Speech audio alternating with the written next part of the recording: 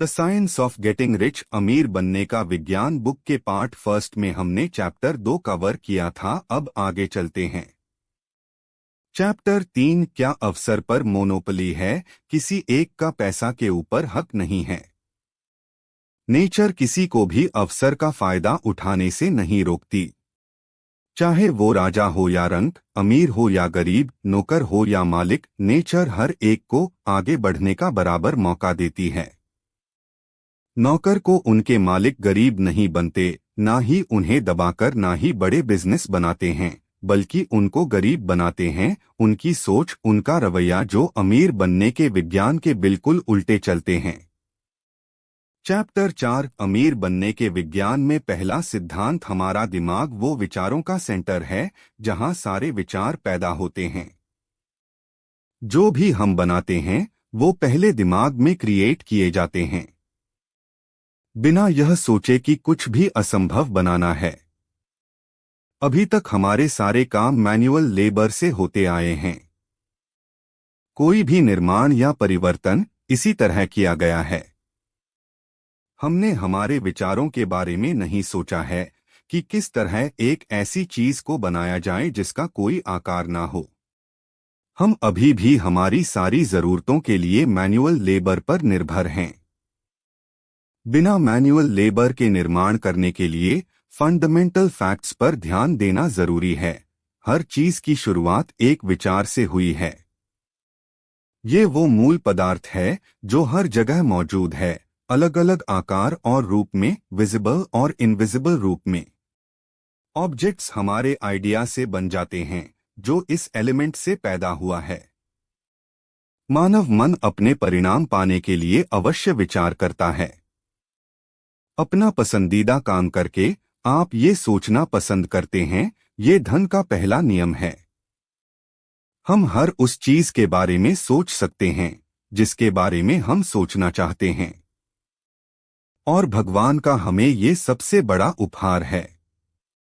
लेकिन जो दिखाई नहीं दे रहा है, यानी कि भविष्य, वर्तमान के बारे में सोचने से ज्यादा मुश्किल है, क्योंकि हमारे सामने जो है उससे सहमत होना बहुत आसान होता है।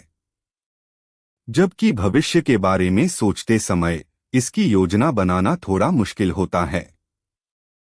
इसलिए ज्यादातर लोग इससे दूर भागते हैं। हमारे सामने जो है उसे स्वीकार करना आसान होता है। जो भी हम देखते हैं वो हमारी सोच का हिस्सा बन जाता है। इसके विपरीत अपने काम को प्लान करना और इसको सच करने के लिए मेहनत करना मुश्किल पड़ता है। सिर्फ हम उस बारे में सोचें और उस चीज को देखें जो आप पाना चाहते हैं, हम उस बारे में न सोचें जो हम चाहते ही नहीं हैं। ऐसी धार्मिक जगह पर जाना बंद करें जहां ये सिखाया जाता है कि सभी बुराई की जड़ पैसा है। ऐसी किताबें, मैगजीन्स से दूर रहें जो आपको अपने लक्ष्य से दूर ले जाती है। इन फैक्ट्स में यकीन रखें और बिना किसी तर्क और बहस के इन्हें फॉलो करें और इन्हें अपनी आदत में शामिल करें। चैप्टर 5, बढ़ती आयु विस्तार जिंदगी का नियम है। हर एक जिंदा पदार्थ खुद को बढ़ाने के बारे में सोचता है, और ये प्रोसेस हमेशा चलता है हमारी जिंदगी के आखिरी तक। हमारे दिमाग को भी विस्तार पसंद होता है। हर विचार एक नए विचार को जन्म देता है, और नेचर से ज्यादा की उम्मीद करना हमारा हक है। भगवान भी चाहता है कि आप अमीर बनें, और मेहनत करके आप भी ऊपर वाले की इस काम में मदद कर सकते हैं। नेचर ये चाहती है कि आप सब कुछ हासिल करो जो आप चाहते हैं। स्वाभाविक रूप से हर व्यक्ति आपसे संबंधित है। पहले इस सच्चाई को स्वीकार करें। आपका उद्देश्य खुदगर्जी से प्रेरित नहीं है, लेकिन सबकी खुशियों से प्रेरित होना चाहिए। आपका लक्ष्य होना चाहिए आप अपने शारीरिक, मानसिक और आध्यात्मिक स्तर को उच्च स्तर पर बनाए रखें। यही जीने का सही रास्ता है। स्वाभाविक रूप से हम सब कला में माहिर हैं। एक कमी वाली, गाली गलौज और बेमतलब की जिंदगी जीना जानवरों जैसा है। याद रखें, बहुत ज्यादा स्वार्थ और समर्पण सफलता के रास्ते में बड़ी रुकावटें हैं। ऊपर वाला आपसे बलिदान चाहता है, ऐसी चीजों पर यकीन ना करें। ऊपर वाला सिर्फ ये चाहता है कि आप अपना बेस्ट दें, ताकि आप दूसरे की भी मदद कर सकें। अपना सर्वश्रेष्ठ प्रदर्शन करने के लिए आपका अमीर होना ही होगा। खुद को ईर्ष्या करने, ईर्ष्या रखने और प्रतिस्पर्धा करने से दूर रखें। बहुत ज्यादा व्यवहार में ना पड़े। खुद के फायदे के लिए किसी को धोखा ना दें। किसी और के लिए काम न करें, और खासकर तब जब आपकी योग्यता से कम वैल्यू दी जा रही हो। किसी की प्रॉपर्टी को अपमान की नजर से ना देखें।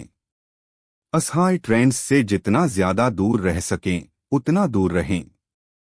ऊपर वाले ने किसी एक व्यक्ति को ज्यादा दिया है, ये बात गलत है।